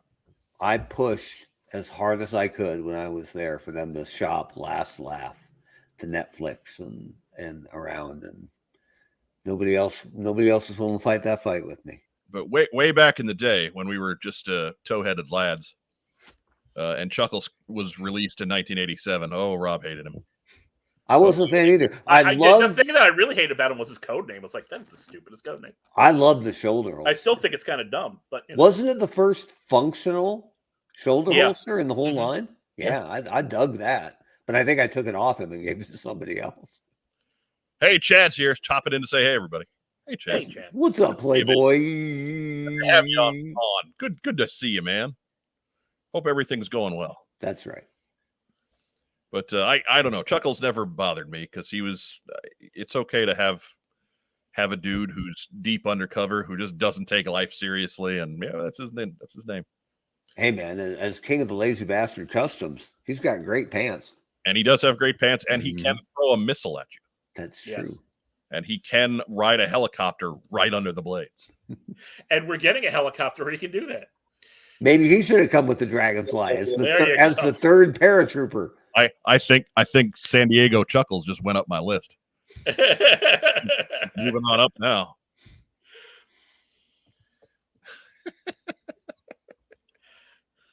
Oh God! If you're wondering what we're talking about, by all means, go back into our library. Just last week, in fact, we did a watch along of the 1987 GI Joe movie. Check that out. It was fabulous. It was a lot of fun. Well, I mean, the show was. The movie's okay. The movie's okay. The show was great. We pushed it over the top. Great show. Pushed it over the top. Next news item. Do. That brings us to the end of the news. As you can see there, Chunky Tank Kitty is brought to us by the GI Joe 3D Printing Podcast. He's out there in his Meowler tank. Hopefully he'll be available to fans near and far sometime in the near future. We'll see. Outside of the 20 or 25 people in the Meowler Club right now? Right. Or I think Hans Chow bought 30 of them. So just however Hans Chow. The FOH, Friends of Hans. Yeah, Friends of Hans. He shaved his beard. He put on Instagram. He shaved his beard. He looks like a different dude. He's army building. Right. Look, man, if I could, battalion building, yeah. If I could, I would. I'd paint different kitties in there. that may be something that's coming soon. That'll be the only spoiler I put on there. Ooh. But we'll be XOXO. We'll be back with another team mail call after a quick message from our good friends at Kokomo Toys. Stay with us. We buy, sell, and trade vintage and modern toys. GI Joe, Star Wars, Transformers, Marvel, DC, and more. Located in beautiful downtown Kokomo, Indiana, we are open every Wednesday through Saturday from 12 to 5. It's a theme park of nostalgia, Join the thousands of people who have traveled from all over the Midwest for over a decade to buy and sell with us. Get your geek on. Also, last week, we did put out mail call number 5. It was just me riding solo. We're trying that as a different format a little bit. We want to get some short content stuff out there, maybe a little bit more evergreen. So when folks have real specific questions for us, that way we can, if you got a comic question, I'll put Rob to work on it. If we get a question about maybe the marketing side of things, we'll have Mark answer that question, and so on and so forth. So maybe the mail call episodes aren't going to be this big, expansive things, but just something that maybe one of us can answer in 10 minutes or less, and help grow the channel a little bit that way. Sometimes it's a lot to ask somebody to undertake 2 hours of block programming into their viewing schedule, and I get that. And we've experienced steady growth with our channel, but it's steady, slow growth, and I think that doesn't belie the effort and the quality that we put into it. So anything to help move those numbers along and circulate us out there for the masses. If you haven't checked out Mail Call 5, it posted last Friday. Do yourself a favor, do us a favor, check it out, like the video, subscribe, do those cool things that we ask you to do on YouTube here all the time. We appreciate it. There's a good 90 of you in the live chat tonight. We appreciate you guys tuning in. Make sure you're doing those things for us here tonight. Like the video, subscribe to the channel. I probably got those buttons backwards. I don't know. Be sure to leave a comment and share us in all of your social media circles, be it Facebook or Reddit or what have you. If you got a couple of bucks laying around, can become a monthly subscriber. Our coffee link is down below as well. We've also got the coffee link for Joe Colton's cosplay. If you want to support her endeavors, it's right down there for you. She'll be back with us at some point, I promise. And remember, they're cosplaying for 3 now. Right. So, right. If you're catching us on Facebook, be sure to leave us some kind of a reaction. Give us a thumbs up, give us a heart, give us a little huggy guy. We do love little huggy guy. And of course, if you're one of our audio listeners, we're available Podbean, Apple Podcasts, Spotify, wherever. Write us a review. Give us a nice 5-star review. We haven't had too many reviews later. I know that's what drives circulation in those circles. So please help us out there. Give us just a couple of minutes of your time, and give us a nice marking on your review tab thing stuff. Yeah. We also take cash. Anyways, envelopes filled with filthy lucre. We do have a couple of letters that do not have specific questions, so we're going to share those with you here tonight. Just for anybody who's new, you can get a taste of what goes on with Mail Call here on the live show. So anyways, our first letter. What's on Joe Mind crew? Hey, a few months back, UK-based company Numbskull revealed it secured the license to sell a quarter-scale replica of Konami's 1989 Teenage Mutant Ninja Turtles 4-player arcade game. The game features authentic cabinet styling, art, and gameplay, and is set to release in December for approximately $300. You're probably asking, what does this have to do with GI Joe? Well, the short answer is that back in 1992, Konami also released a GI Joe arcade game in the same 4-player style cabinet as Teenage Mutant Ninja Turtles.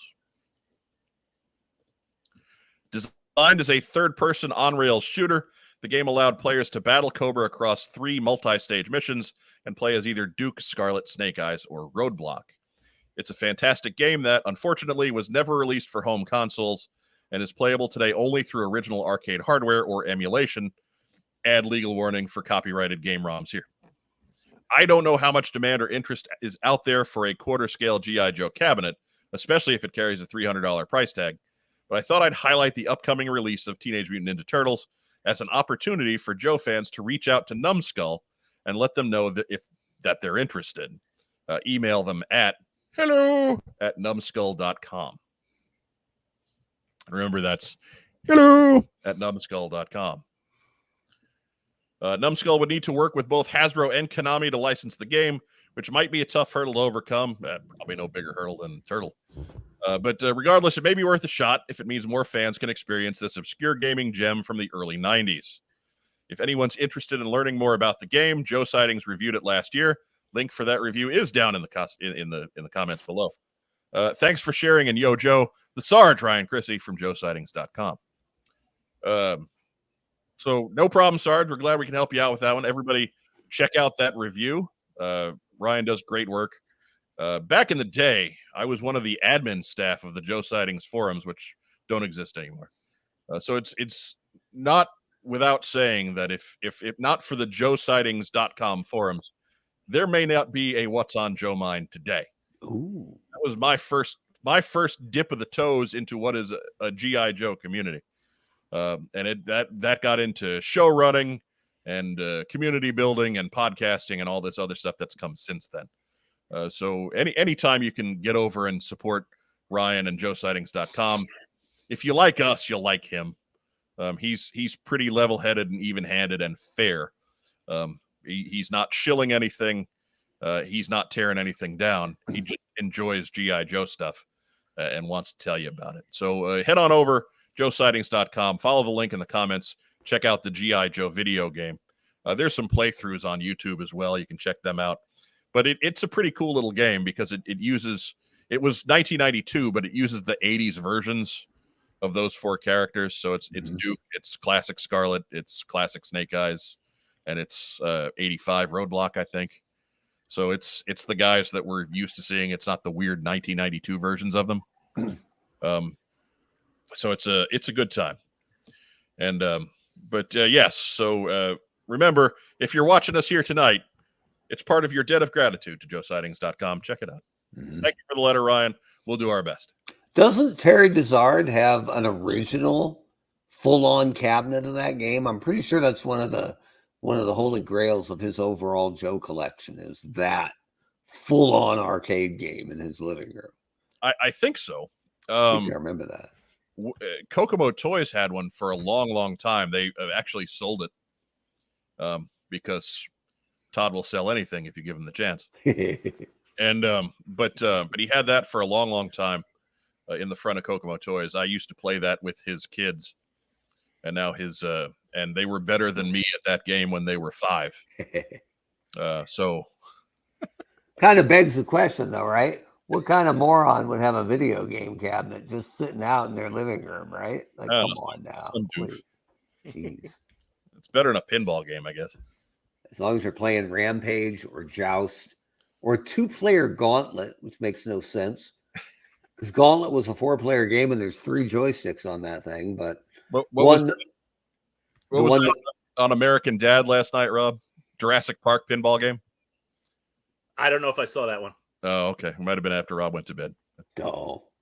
Jurassic Park pinball game right there in the living room. Never seen the movie, he said. The only game no one plays on this thing, Defender. Even free, that game's a bitch. So don't bother. You can't even burn quarters on it, and it's still pleasant. As a kid, I burned 1 quarter in Defender, and I'm like, that's bullshit. I played like 41 seconds. Never again. Yeah, no, we're out. I'm gonna go play I only got a quarter left. What should I play? Any of these other ones or Map Mania for 2 hours? Yeah. That's the win. Yeah. Love Map Mania. That's where the finger comes from. I still say it's Buster Rhymes, but whatever. It's a little of both. Next letter. We got 2 tonight, so bear with us. Good evening, Joe team. Just watched What's on Joe Mind mail call number 5. I want to let you know this is a question I also had, and I thought the response was fantastic. You're welcome. Mm-hmm. I've really been hitting the 25th anniversary and more modern 4-inch Joes the last 2 years, but the way you guys and gal talk so lovingly about the vintage 3 3/4 O-ring have been getting me interested in the vintage Joes. The only O-rings I have right now are recent releases. These figures have a certain charm to them. This show is why I'm back to collecting GI Joe.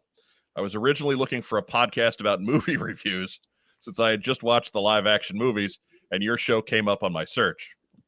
Okay. I listened to it on Podbean first, then discovered the TeamStream later on. I wasn't collecting, but I enjoyed your talks about the news and the characters I kind of, sort of remembered. I was born in 82, started playing with the toys in 92 for about 2 years, and then dropped off until 2021. Your passion and knowledge has gotten me back into GI Joe. I was a Transformers kid originally. Ugh. Robots. Don't write in. I'm just joking. Don't write in. I got into Classified a bit late, but I have been able to procure every figure I've wanted so far, which is 95% of them. I almost didn't collect Classified, but the color change Zartan came back in stock at the Pulse surprisingly one day. I pulled the trigger, and I haven't looked back. Your show brought me back to Kokomo Toys. I hadn't shopped there for a few years due to the pandemic and having small kids with me that I didn't want to take out. Who wants to take out small kids? Mark Weber? I'll take out children anytime. Just got to hit them hard enough so they don't cry on the way down. Slide tackle. Take them out at the lake. Bam! Look, man, nobody's fast on the ground. I would like to point out that the views expressed by Mark Weber are not shared by the. Yes, they are. Let me tell you, man, I was pretty much Cobra Kai at Barrington Christian Academy, teaching my kids the dirty side of soccer. You know, if a guy's right on you in the wall, if you can manage to hook his shoelace under your cleat and put all your weight on that foot, when he tries to move, he falls. And it's not a foul because he looks like a klutz. Just saying. He's just a big doof. It's hard to pull that one off, but that's advanced techniques. But it's a win. Even if they catch you trying it, they look at you like, son of a bitch. You're like, yeah, there's more where that came from. I recently picked up a Wolverine and a few smaller vehicles there. My family usually makes the 2.5-hour drive from Elkhart, Indiana, about once a quarter to Kokomo. Yes, my email is all over the place. The point is, I appreciate your show. I appreciate your enthusiasm, knowledge, and integrity with the brand. I've listened to and watched a few other shows, but they aren't the same. That's for damn sure. Your community is involved and welcoming and usually very positive. It's a great place to be a part of. Please keep up the amazing work. I want you guys to know it makes a difference to this collector. This is even better than a Batman the Animated Series podcast. Thank you. That is from Ben Kitt via email. And thank you, Ben. We appreciate it. We didn't want your kind words to not be heard.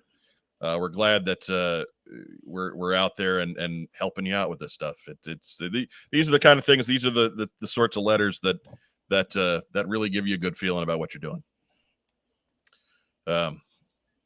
So yeah, I don't want to wax poetic on us too much, but figured if you're going to take the time to write that much email, we're going to take the time to make sure it gets read. So thank you, Ben. And if you're just going to go ahead, if Mark. you're just going to love all over the show for 2 pages, then yeah, right in. It doesn't hurt, right? If you write us 2 pages and you're just nailing, just crapping on us the whole time, well, we're probably not going to read that one. But 2 pages of love, we're in. We're absolutely in on it. Anyways. Hey, good point there. Good point. We get people back into collecting this line. Look, right? that's what this is about, right? We're here we love the click us. We're here for a little bit of self-love. Make no mistake. You can't do this sort of thing and be 100% free from that. But we're here to build a community first. And we're here to be rock stars second. And there's a lot of folks out there that have those priorities either out of whack or completely flipped. Yep. And God help us if we ever get to that point. I don't ever want to be that show. If we get to the point where we're that show, we're going to stop doing a show. No. If we get to that point, we'll get invited to the brand panels. Oh, probably. Yes, probably. We did get invited once. And then Rob went and fucked it up for us the rest of the time. Hey, look, I was the one who was being polite and asking questions. They thought he was going to pull off the mask and it was going to be me underneath. And they're going to be like, ah! We thought we got rid of him. It's Weber and his heat vision. Quick, get him out before he increases Transformer sell-through by 900%. I even had a good question for them this time that I'm not going to tell them. I'm not even going to put it out there in the ether. There you go. Them. That's all right, Mark. They just know how to stop you by reducing your item count. Right? Well, they figured out how to stop me, man. It It was a version of the Antonio Banderas show where they were like, oh, no, too profitable. Too much money. Scott S. Is eBay the best place to get Joe's? I don't live near Kokomo Toys. It's a good place. You know what? Go watch Mail Call 5. You want the basics on the very bare bones, how to get started with collecting vintage Joes from me. That's 12 minutes of that. That is Mail Call 5. So check that out when we're done here tonight. Thank you for the plug. I could not promo that episode any better than you asking that question right there, Scott.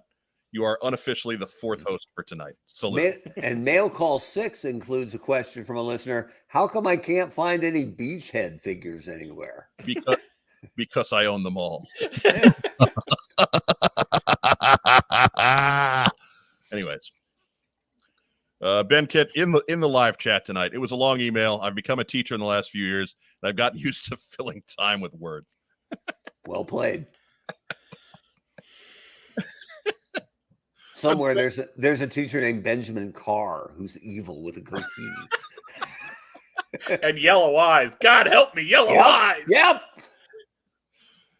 Let's roll into what we got in. Ragtime Rob, why don't you go ahead and get started, because I know you got stuff. I got stuff. Yeah. It's been a busy week or two because I got two of these bad boys in the mail. Nice. All right. I still haven't seen them yet. They're holding out on me. I like that they chose one Irizarry over the other. Same. They really did, because I got like my stuff a week before he did. They're like, not that guy. I got Bazooka and Copperhead and Torpedo and Rock and Roll. I like Rock and Roll, but my favorite, it's only Rock and Roll. Shipwreck. Let me get you in the big window. Shipwreck is cool. With his mustache painted, he looks great. He does. That is Sailor. Doesn't look all Amish. Sailor Abe Lincoln. Yeah. Sailor Abe. Yeah, mine just showed up. Most of them showed up today, so I don't even have them out of the brown boxes yet. And I got the email that my payment cleared for Scrap Iron, so he's coming soon. Nice. Redhead. Didn't know that. Love it. We didn't. So, mine, that means that I got that email too, which means mine will show up a week after Rob's. That's right. But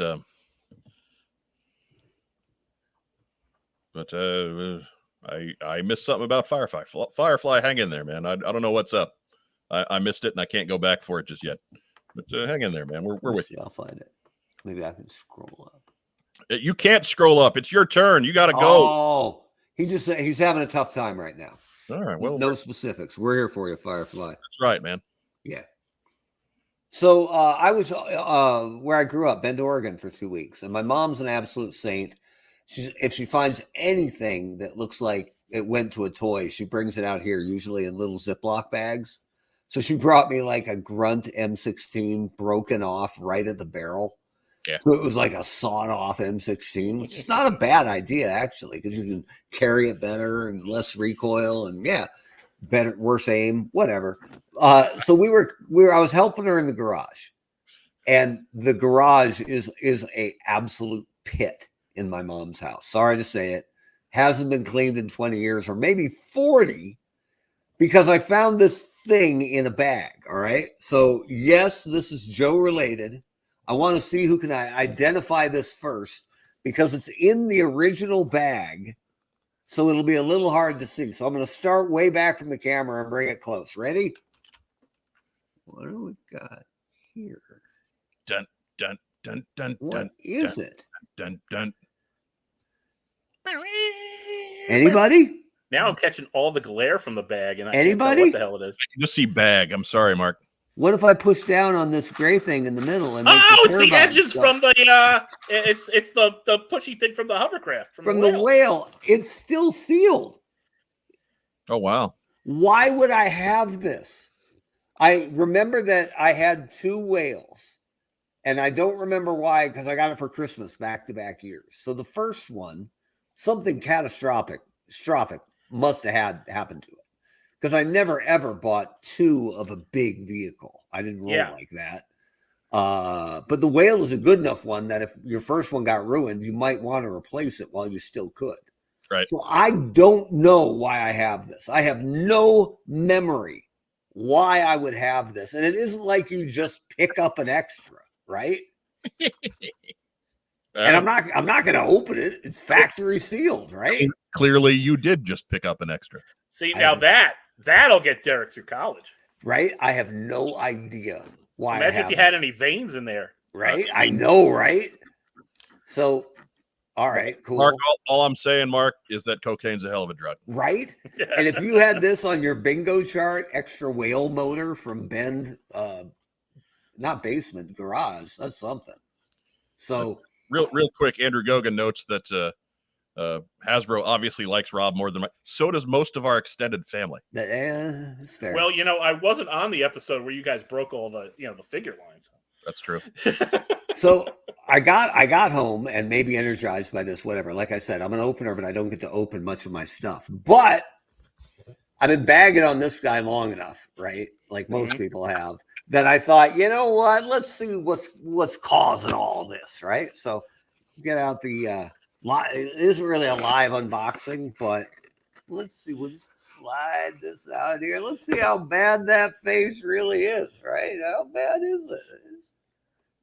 It's not that bad, right? No, like I said, if you got one with good paint apps, it's not that bad. Yeah, that's not that bad. And also, totally unrelated, I also got this Captain America figure. That's why it's not that bad. It's an Age of Ultron. And I didn't come up with this. Some guy online posted it and said, "Hey, the Age of Ultron Captain America makes a pretty good Falcon head." And you know what? It fits. He's goddamn right. It's actually I'm gonna have to put some fun tack or something in there because it rattles around a little. Okay. But you know what? If you want to fix your Falcon, and now I kept the other head too, so he can fit with Chuckles, right? So he's got a good looking head, and he's got like a beat up dorky looking mutant head. So I seriously cannot. It still can't make the lumpy face out. Yeah, lumpy. It's really good. That's it. So between Falcon, my whale engine, and headless Captain America, headless Cap, it's been a pretty good week. And you know what? If you go for a Captain America with no shield loose on eBay, it's not too expensive. Yeah, that's a couple of bucks in most. Yeah, that guy had been there for a while at a low price, and I even offered him less. And he was like, "Thank God, someone wants shieldless Cap." And I'm like, "He ain't just shieldless Cap. he gonna be headless Cap pretty soon." It's the Red Skull's dream. That's it. Missing quite a bit. That's it. So that's what I got in. Yeah, what I got in, I got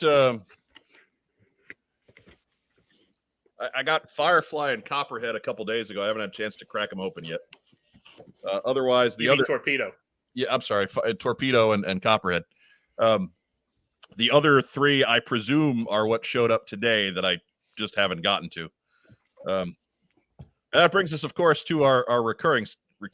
He's covering up the thing right as I'm about to hit the film.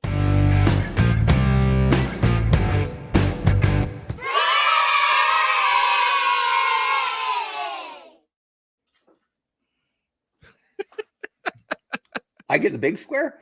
We're just gonna let it just ride on dark Mark Square. No, there's number 86. And as with most of the entries on Beach Party 86, when I hit an important number, it just seems like Kevin Watts is selling one. So there it was. It's from Mr. Kevin Watts himself. He included a throw in this time that I cannot show you on camera and remain monetizable in any way, shape, or form. I want it out of my house. Right. It is compatible with the Fisher-Price Little People sets from the 70s and 80s, and that's about as far as I can take it. But yet, it's not. No, it's horrendous, and it's right. It is 100% perfect, Kevin. So thank you again, Kevin. We appreciate everything you do for us and for the community as a whole. God help me if he knows, like, if he ends up sending you number 100. I just imagine I'll be sitting there at 99 for a few days, and then I'll get on eBay, and Kevin will have one for auction, and I'll have to buy it because that'll be how that goes. Mark's out. Dark Weber has a good ring to it. Right. You know what I am right now? You guys may not have meant to do it, but you're in the dark web. Yeah, that's what just happened. All right. Dark Weber. Good night, Vera. Look at the dog. Good night, The dog's Vera. like, that's my favorite. Mm-hmm. I know. My goodness. But yeah, that's what I got in. We're up to 86 in Beach Party 86. We'll take some pictures eventually, maybe. I don't know. I need a place to actually take pictures before I can take a ton of pictures. But Michael Gene Fleming notes he enjoyed the Super Joe special episode, but a bit disappointed that didn't work out for special episode 86 to cover the acquisition of Beach Party 86, number 86. Look, man, I did my best. It would have that's a long way to stretch a special edition, isn't it? Like that would have been 4 minutes long. Who wants to talk about buying a Joe figure for that on eBay, no less, for more than that? We got a visit from the puffball. Right. She doesn't usually walk this close, but she thought she was going to convince Mama to stay down here, and she did not. But Scott says 2 more, and he'll trigger the Rapture. Anybody else buy that book back then? No idea what you're talking about, but we'll take your word for it. And maybe we'll find out. I got 2 more to buy, apparently. At 88, you triggered the Rapture? I guess. I don't know. I thought he went back in time. Viper Anyway. Scott says Dark Weber has a good ring to it, but it's got too many B's. Oh, yeah, the second B's silent. That's what makes it dark. Right? Matt O'Brien asked, Mark, was that a fatal fluffy? Depends. She's not that mean. My favorite bit, though, if you throw like a 20-ounce plastic soda bottle on the ground, she'll attack it like it owes her rent money and knock the hell out of it all over the floor. She can't stop it. She can't like hold it with her paws to get a bite on it. So she just barrels into it and hopes it comes back to her like edge out. It's really good. She did that for a couple months, and then I brought home a 2-liter, which I don't normally buy, just to freak her out. And then threw that thing, and it was fantastic. So all right. So real quick, because we got to get back to some kind of discipline here. Real quick, Rob, shout outs. Shout out to the studio audience. Anybody else? The makers of whatever medication is going to take the back pain out of me right now. That's none. Mark Weber, shout out. I'm going to give a shout out to the vet technician and the other vet technician and the doctor who they called in with like burlap gloves up to the shoulder to trim Colin's claws today. Whoa. That was awesome. That is a big. I think it only cost $25, man. Best $25 I've ever spent in my life. Oh yeah, watching 3 trained professionals lose a handicap match with my 9-toed cat. Right. That's a bargain at twice the price. That cat's got 36 toes. That's really good value. I should have sold it on pay-per-view, man. It was awesome. They won, but just barely. But did they? It was 3-on-1, right? A Pyrrhic victory. They held it. They went for. There was originally 2, and they went for 1 snap. I think they got 1, and then he popped up and damn near bit the doc. And she was like, "Okay, go get Candace and the gloves." And I'm like, "Oh man, you're in trouble now." So kudos. Look, I know at my job when we have to get the Kevlar gloves, we got problems. So yeah, kudos to Colin for fighting, good fight and losing. I'm going to shout out to our listeners, to our viewers. If you're here in the live stream tonight, we appreciate you. Remember, like the video, subscribe to the channel, do all those cool YouTube things, share, comment, put us in all your other YouTube and social media circles. If you're catching us on replay, we appreciate you too. Same goes for you, man. You count just the same. Like us, subscribe, leave a comment, share us in your various circles. If you're catching us on audio replay, thank you. We appreciate you too. That's still a solid 300 listeners or so every episode. So leave us a review wherever you get your podcasts. That's how they know to plug the damn show. Otherwise that's what I got. We've got again, shout out to our good friend Brian and Marianne and what they're going through. We'll see you next week. To our friends at Kokomo Toys, to everybody who took the time to write a letter. We got a couple that are waiting for their individual mail call episodes sometime down the line. So you put out one mail call and people start writing you letters again. But that's it for us. We'll be back next week, 9:05 here on the Superstation for another episode of What's on Joe Mind.